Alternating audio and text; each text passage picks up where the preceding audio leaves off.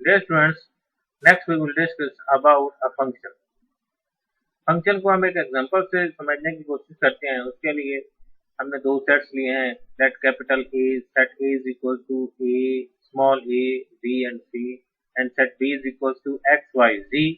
इसको हमने डायग्राम में भी डिस्कस किया हुआ है।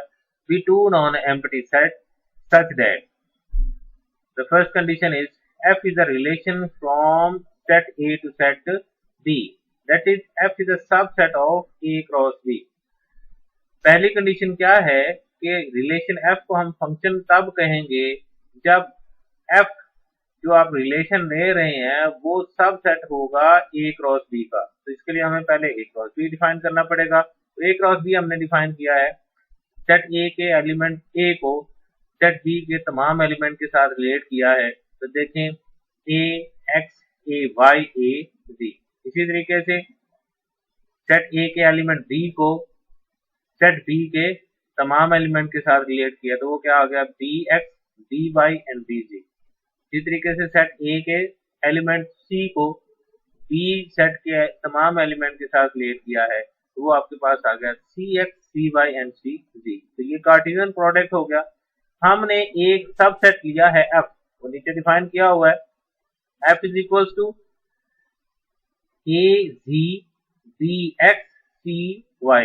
ये जो हमने एक सबसेट लिया है इसी कार्टेशियन प्रोडक्ट का, तो हमने इनको a को z के साथ रिलेट किया, ये डायग्राम में भी देखा है, a को z के साथ, फिर b को x के साथ, b को x के साथ रिलेट किया हुआ है, c को y के साथ, ये वाला c आप देखें कि ये y के साथ रिलेट हो रहा है। ये हमने एक सबसेट ले लिया एक a क्रॉस b का, Cartesian product of a b का, उसमें से हमने एक सबसेट f ले लिया। अब पहली कंडीशन तो ट्रू होगी। दूसरी कंडीशन क्या है, domain of f is equal to set a। अगर हम इस रिलेशन की जो f हमने बनाया है इसकी डोमेन फाइंड करना चाहें तो डोमेन ऑफ f क्या होगा, देखें डोमेन हमने पढ़ा है कि वो ऑर्डर पेयर के फर्स्ट एलिमेंट्स होते हैं। तो इसमें ऑर्डर पेयर के फर्स्ट एलिमेंट आपके पास क्या है, स्मॉल ए, स्मॉल बी और स्मॉल सी, जो कि आप गौर करें ये आपके पास सेट ए के बराबर ही है। तो लिहाजा इस तरह ये आपके पास डोमेन ऑफ एफ जो है वो सेट ए के बराबर ट्रू होगी। सेकंड कंडीशन भी ट्रू होगी। उसके बाद थर्ड कंडीशन क्या है, first element of no two pair of F are equal. ये जो आपने रिलेशन ये जो बनाया था f, इसमें कोई से भी दो ऑर्डर पेयर ऐसे ना हो जिनमें फर्स्ट एलिमेंट रिपीट हो रहा हो। मीन्स दैट अगर ये फर्स्ट एलिमेंट रिपीट हो गया तो वो फंक्शन की कैटेगरी में नहीं आएगा। अगर ये फर्स्ट एलिमेंट जितने भी आपने ये सबसेट वाला जो रिलेशन बनाया है f, इसमें कोई से भी दो ऑर्डर पेयर ऐसे नहीं होंगे जिनमें फर्स्ट एलिमेंट रिपीट होगा, तो फिर ये तीन कंडीशन फुलफिल करने की वजह से हम इस रिलेशन f को फंक्शन का नाम देंगे। अब देखें यहाँ पे अगर फर्स्ट एलिमेंट सेट a से हैं तो यहाँ a टू b कहा जाएगा। अगर ये फर्स्ट एलिमेंट सेट b का है तो हम यहाँ कहेंगे function is f is a function from b to a। तो अभी क्योंकि ये फर्स्ट एलिमेंट सेट a से है, सेकंड एलिमेंट सेट b से है, तो अब हम ये कह रहे हैं f is a function from set a to set b। Next हम डिस्कस करेंगे टाइप्स ऑफ फंक्शन। तो टाइप्स ऑफ फंक्शन में सबसे पहला आ जाता है हमारे पास इनटू फंक्शन। इनटू फंक्शन में हमने दो सेट्स लिए हुए हैं फंक्शन के लिए, वैसे ही सेट ए, इनको हमने एग्जांपल से ही समझना है तो ये इजीली समझ आ जाएगा। सेट ए के एलिमेंट्स हमने लिए हैं 1, 3 एंड 5, यहाँ इधर सेट ए को शो भी कर दिया है। सेट बी के एलिमेंट्स हमने ले लिए 2, 4, 6 एंड 8। इनको अब हमने सेट ए के तमाम एलिमेंट्स को सेट बी के किसी एक एलिमेंट के साथ लाजमी हमने रिलेट करना है, तो उसको हमने इस पैटर्न से शो किया हुआ है। तो f is a function from set A to B such that, अब यहाँ फंक्शन कह के चले हैं, इट मींस इसमें ये वाली तीन कंडीशन फुलफिल लाजमी होंगी। तो अब देखें, range of f is subset of b। Subset of b means क्या है, b के इक्वल नहीं होगा। सेट b के इक्वल, सेट b के एलिमेंट्स कितने हैं, 2, 4, 6 एंड 8। काउंटिंग के लिहाज से 4 एलिमेंट है, लेकिन इमेज कितने एलिमेंट के साथ बन रहा है, वो 3 एलिमेंट के साथ बन रहा है। इससे मुराद ये है रेंज में एलिमेंट आ रहे हैं 2, 4 एंड 6। जो कि काउंटिंग के लिहाज से 3 है, जबकि सेट बी में एलिमेंट्स की तादाद 4 है, तो ये range of F set B के बराबर नहीं है।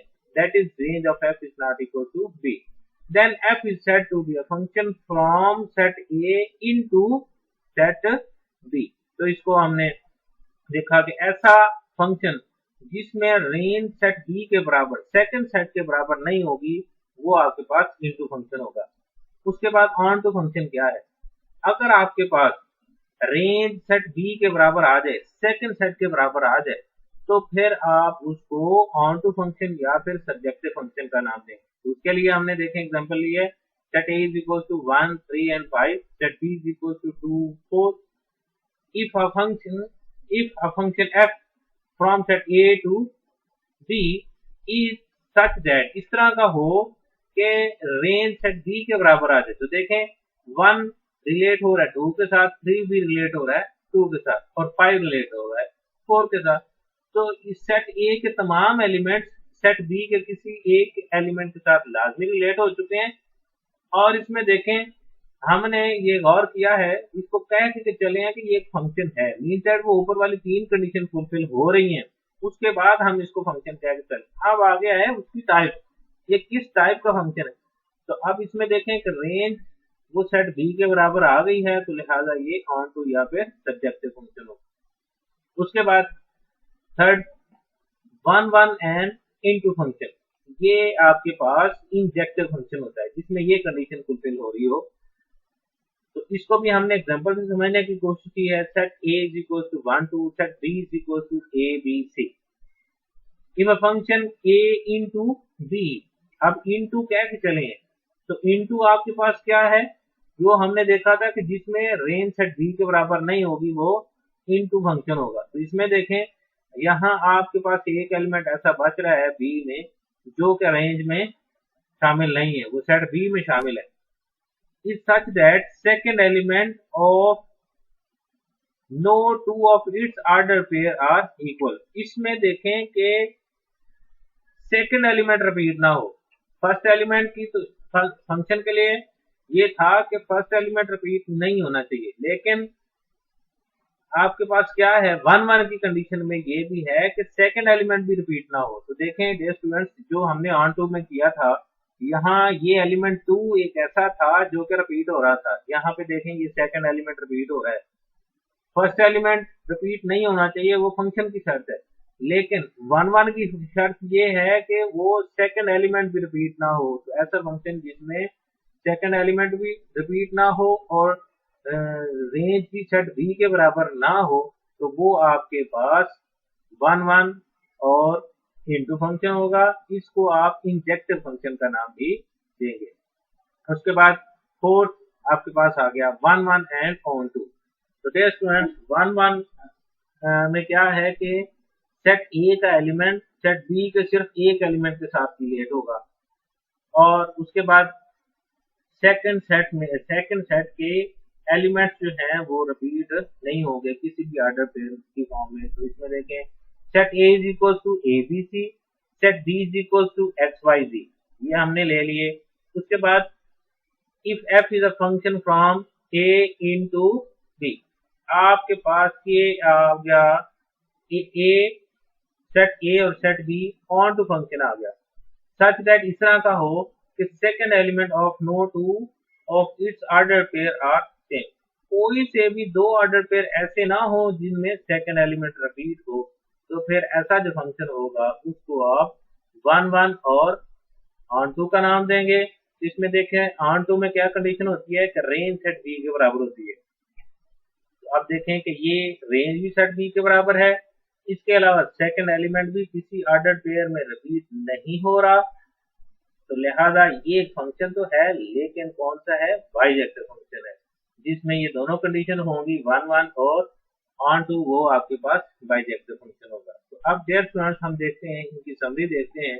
इनटू फंक्शन क्या है, जिसमें रेंज ऑफ एफ या रेंज ऐसा जो फंक्शन आपके पास आ रहा है वो सेट बी या सेकंड सेट के एलिमेंट सेकंड सेट के बराबर ना हो, वो into function. Onto function क्या है, जिसमें रेंज सेट बी या सेकंड सेट के बराबर होगा, वो आपके पास सरजेक्टिव फंक्शन होगा या ऑन टू। इंजेक्टिव फंक्शन क्या है, जो 1 1 हो।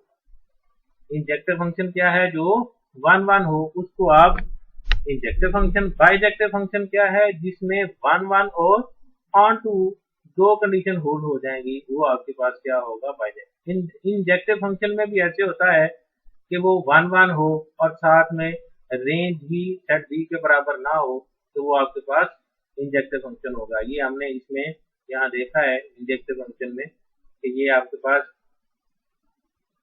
1 1 क्रॉसपॉन्डिंग तो आ रही है, लेकिन साथ में रेंज जो है वो सेट बी के बराबर नहीं है, तो लिहाजा ये आपके पास क्या हो गया, ये इनकी समरी हो गई। उसके बाद ये जो क्रॉसपॉन्डेंस है, मुख्तलिफ किस्म की क्रॉसपॉन्डेंस, उनकी हम टाइप देखते हैं। Type of correspondence. Types of correspondence में सबसे पहले हम ये देखते हैं कि ये जो क्रॉसपॉन्डेंस है वो फंक्शन है नहीं है, वो हम देखेंगे। तो अब देखें, ये एक मैपिंग है आपके पास, ये एक फंक्शन है, लेकिन इसमें देखें 1 1 है लेकिन ऑन टू नहीं है। अब पहला जो आपके पास ये डायग्राम आ रही है, डायग्राम 1, इसमें देखें 1 1 क्रॉसपॉन्डेंस, सेट ए या तमाम एलिमेंट्स सेट बी के सिर्फ एक ही एलिमेंट के साथ रिलेट हो रहे हैं, तो ये 1 1 क्रॉसपॉन्डेंस हो गई। उसके बाद दूसरी कंडीशन क्या है, not onto. Onto की कंडीशन क्या होती है कि वो आपके पास जो रेंज आ रही होती है वो सेकंड सेट के बराबर। तो इसमें देखें रेंज में एलिमेंट कौन कौन से हैं, 1 2 और 4।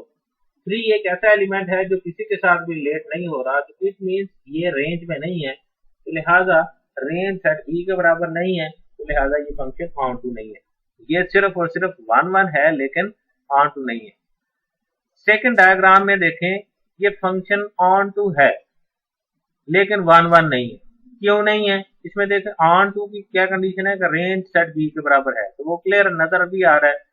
जबकि 1 1 क्यों नहीं है, इसमें देखें आपके पास ए 2 के साथ रिलेट हुआ, इसके अलावा डी भी 2 के साथ रिलेट हो रहा है। दो मुख्तलिफ सेट ए के दो मुख्तलिफ एलिमेंट्स, उनकी जो इमेज है उन वो एक जैसी आ रही है। ए भी 2 के साथ रिलेट है, डी भी 2 के साथ रिलेट है। इसमें फर्स्ट एलिमेंट डिफरेंट है लेकिन सेकंड एलिमेंट वो सेम आ रहा है, तो लिहाजा ये 1 1 नहीं है। 1 1 की कंडीशन में हमने ये पढ़ा था कि सेकंड एलिमेंट भी रिपीट नहीं होगा, तो वो आपके पास 1 1 होगा।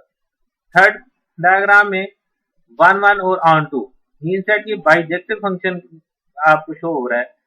तो इसमें देखें फर्स्ट सेट के elements A B C D, second set में 1 2 3 4। तो यहाँ देखें ए 4 के साथ रिलेट है, बी 1 के साथ है, सी 3 के साथ है और डी 2 के साथ।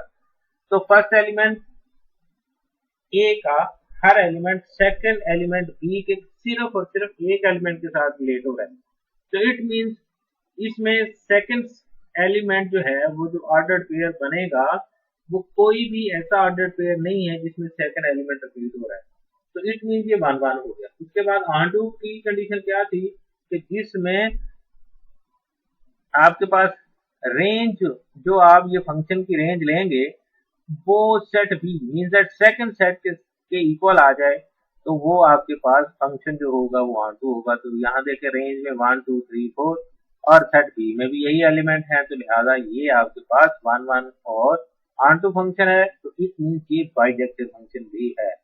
उसके बाद फोर्थ जो डायग्राम है, हम इसको कह रहे हैं ये नाइदर 1 1 नॉर ऑन टू।